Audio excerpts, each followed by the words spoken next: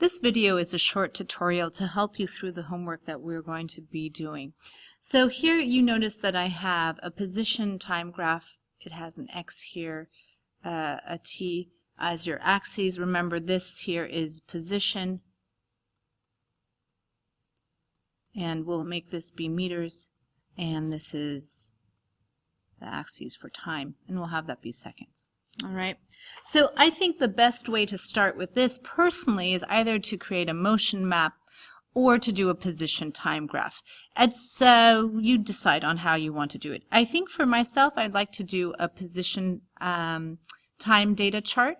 So I see on my x-axis that I have the range of time of 1 through 5 seconds. Or 4 seconds, so we'll start at 0 time, then there's 1 second, 2 seconds, 3 seconds, and 4 seconds.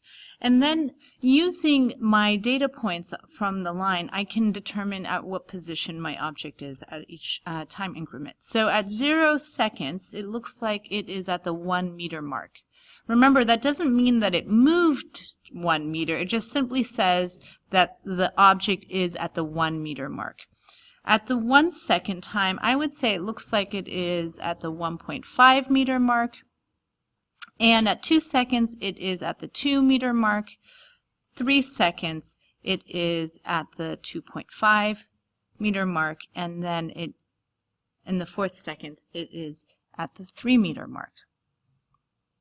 So let's draw that as a motion map. So we know that at 0 time, 0 seconds, it is at 1 meter, and then at 1 second, it travels to the half meter mark. In the second,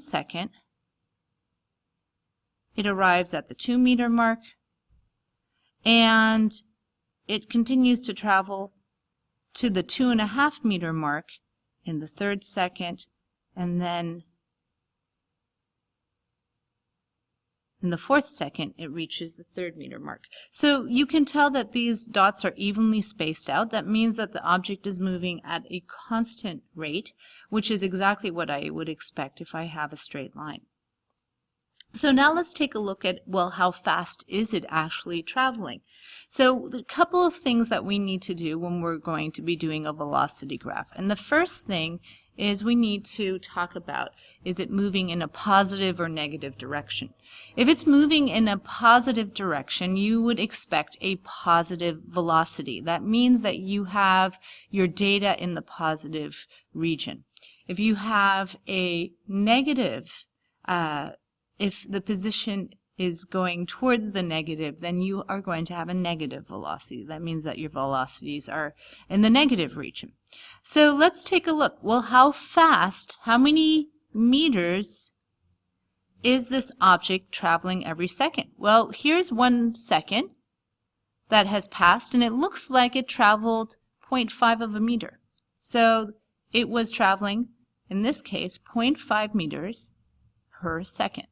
Let's take a look at the next increment of time. So in the 1 to 2 second time period, it looks like it covered yet another half of a meter.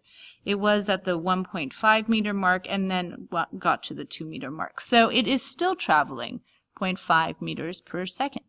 In the next time increment from the 2 to 3 second time, it looks like yet again it has covered 0.5 meters. Again, it is traveling 0.5 meters per second. And lastly, at the 3 to 4 meter second time interval, it looks like it has covered another 0.5 meters. So again, it looks like it's traveling at a constant velocity. It seems to be traveling 0.5 meters per second. Now, because it's in the positive, moving in the positive direction, these are all positive numbers. Okay, that's why I'll put a plus here just to help us out. So how would I plot that? Well, we were saying in the 0 to 1 second time period, it is traveling 0.5 meters per second.